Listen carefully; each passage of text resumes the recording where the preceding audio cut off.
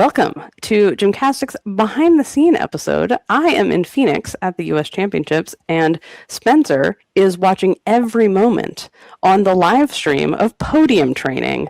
That's what we saw today. We're going to tell you everything because there's so much to tell you about, many press conferences. I have behind the scenes stories. If you are a Club Gym Nerd member, log in and listen on your club feed. And if you're not, then this is a little teaser, shorter version for you. And if you're not, we'll see you for another podcast on Friday after the women start competing. So, hi, I'm Jessica, and I'm here with Spencer from the Balance Beam Situation. And welcome to Gymcastic, the #1 gymnastics podcast in the galaxy. First off, let's talk about the heartbreaking news. Broke this last night very late, around 10:30. So Leanne Wong, I talked to a couple eyewitnesses who saw it happen. She was doing a double Arabian, hyperextended one of her legs. It looked very bad to the people that saw it. Was one of those that made people go, ah, and grab their face and want to hide their eyes. Yeah, it doesn't look good. So today she said that she's not going to be able to compete. She was here in a brace though, supporting Sky. She'll be here all weekend. She has a booth because she runs 700 companies. So yeah, I talked to her. Her brother's going to be here. Mom's going to be here. Everybody's there. There's a business to run, even if you land short on the double Arabian. Everyone. Sure. So she's doing the best she can. But Debbie says, Jessica, your sound is a little echoey / muffled. Might need to pull your mic back a little bit. How is that? Is that better? That sounds a little better, yeah. Yeah, okay.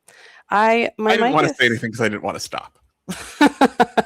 I was worried we were going to stop. And I was like, always like, sound doesn't matter. Okay, no. Let me know if that is better. Content of the character over quality of the sound. That is what I maintain. No, it's because if the sound is bad, it's unlistenable to. That's the problem. So, is that better? Are we getting a thumbs up? Okay, let me know, you guys, if that's not. Okay, so Leanne Wong is out, which is a bummer. But the good news is that we're having a live show at Championship. Solid. One of your best transitions. Thank you so much for recognizing my amazing transition ability, Spencer. I appreciate you. It's going to be Sunday after women's final. It's literally across the street from the arena. Where you come out, you can see it from the arena. You literally just walk across the street and you're there. You can come in person, or if you're not here, that's okay, because you can get a streaming ticket, watch it on your schedule because there's a replay option, chat with your fellow gym nerds. It's the official debrief. Debrief, that's how you pronounce that. With drinks. I thought you said it right the first time also. So thank you. Here we go. Drinks, snacks, absolutely no neutral opinions. All the details are at gymcastic.com. Those are the instructions? Yeah. Yeah, I can work with that. Good. Okay, so let's talk podium training. Let's start with Jade Carey. Okay, Jade Carey did a Jade Carey of a podium training. Solid, good. Yeah, she's like no surprises. This is what you want from a competitor. Yeah, we did not see vault upgrades, at least as far as I saw. I saw Yurchenko double full. I saw Lopez, but I didn't see anything more. Beam, I thought it was interesting that she ditched the wolf double turn for the people. I just assume that's a move made for the public in general. But she was doing a switch side instead. Just one of those things I noticed. Bars, she was dismounting with a double A full. But otherwise, I saw a double lay full on floor, double tucked, double lay. Seemed pretty normal, pretty Jade. The interesting thing about Jade today was not so much like what she did, because she's so dependable and you're just like, yeah, there's Jade, being healthy, able. What I did learn today is there is a fast food salad drive-through place in Phoenix. Jade, I was like, Jade, why didn't you tell the people about this? You told them where to eat when, what your favorite places to visit in Phoenix. And she was like, oh, that's right. But then we lamented that it's closing. You guys, is this because of the parasite? Apparently there's two parasites now. Anyway, we talked about that. Turns out everyone hates salad. I like salad. I do too, but they tried. And I everyone's want, like, oh, actually, no thanks. yeah, I want a good, healthy food drive-through so bad. Also, we learned that, Yurchenko triples, super easy for her. She's like, yeah, I mean, they're easy, but not worth it. Disagree, Jade. It's very worth it. Do it for the people. At whatever your last meet is, but the last meet will be, like floor final. So at the Olympics probably, but just do another meet after, just for fun, and just do the Yurchenko triple. Because what do you have to lose at that point? But she's like, yeah, it's really easy, but it's scary because you're committed, and if you're a little off, it's too late to do anything about it. And yeah. Also, she said, because it's Jade Carey, this is the kind of insanity. These elite athletes are just not normal people.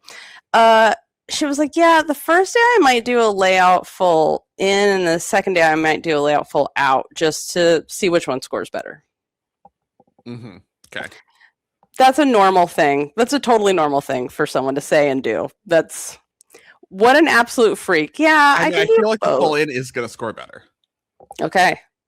I'm going out there right now and saying the full in is probably going to score better than the full out. Okay, I'm going to ask. I'm gonna ask after and be like, so what's the verdict? Yeah. Yeah. The double lay full in looked very good because she could do the full in and then flare and then open, and you're not getting like pike down deductions. And I feel like with a full out, you're getting pike down deductions. Yeah. That's my reasoning there. Let's discuss Hesley Rivera, the reigning national champion. The reigning national champion and winner of podium training, Hesley Rivera. She was just like, this is the competition and I've won it. Goodbye. Yeah. She, my favorite part of today. She was like, oh, were you wondering whether I was going to be back? Whether I was going to be back and do the all around? Because I'm going to do, everyone else is going to do a dance through on floor with like timers, and I'm going to do all of my tumbling 85 times and then make us all go, really though? But good job. I asked her, how was it? Wait 1 second, Jess, is your mic touching the cord? I hear it. No, it's not.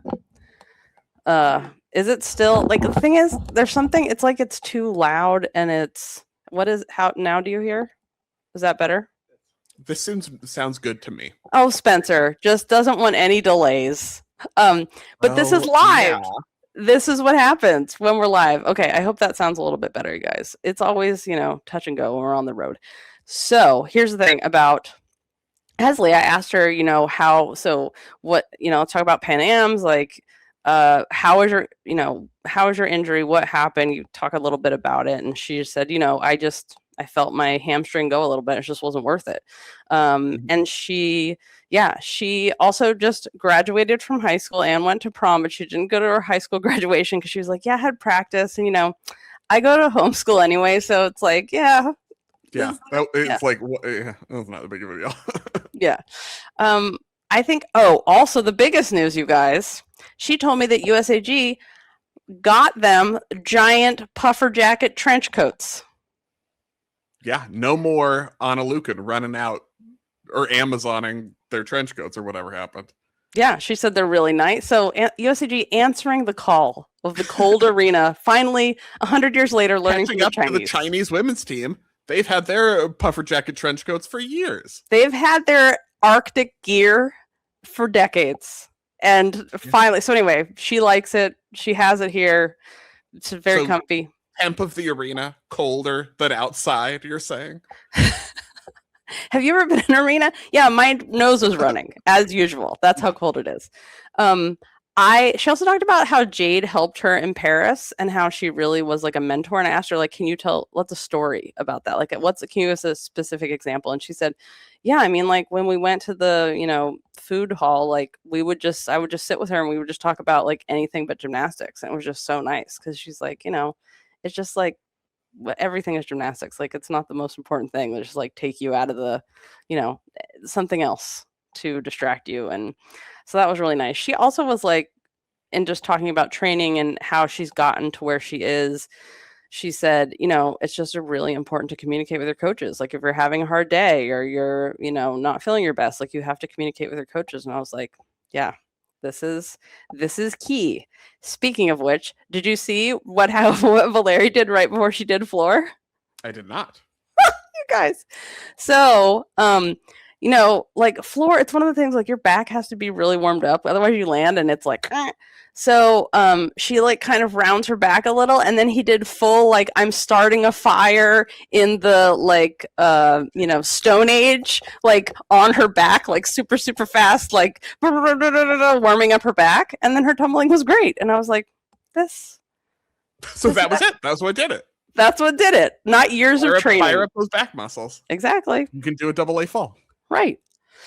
What were your favorite things from her podium training? Well, I mean, I didn't necessarily have like a favorite thing because she pretty much did like her routines that we're familiar with, but she did. I mean, I thought it was noteworthy that we saw full floor difficulty coming back from an injury. So we saw double A full, double A, front tuck through to double tuck, and back 2.5. So, up there, like a 5.8, I think she showed. So that is, she's the all-around favorite. Like we were talking in our preview about whether it's Hesley, Sky Blakely did do the all-around in podium training today, and who's the favorite.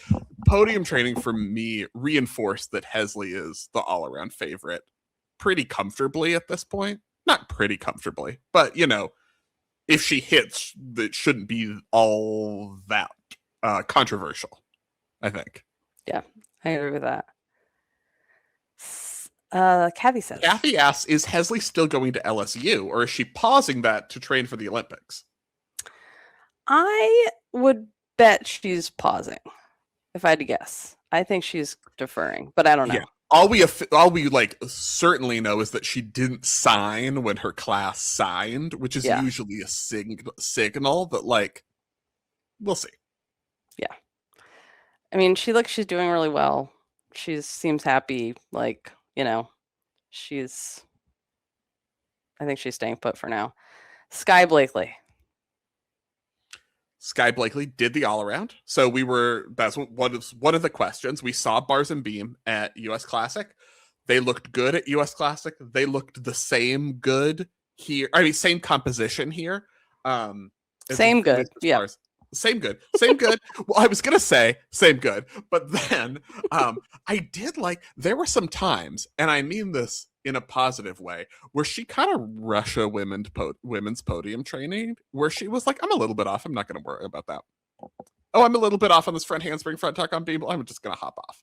Like she could have saved, there was that first turn, she was a little bit off. It's like, if that were the meet, she could have saved it, but she was like, it's podium training. There were some landings on floor where she was like, I'm going to run out of the arena out of this. I'm not going to try to control this. And I was like, okay, taking care of, this was like, I am viewing this as podium training, and yet it was still very strong, but it was not like, I need to stick everything.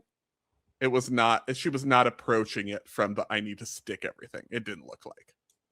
She was like, I'm going to do a front tuck out of this pass on floor, and I might sit it down one time, and I might run into over to beam on the landing afterward, and it's not a big deal. Don't worry about it.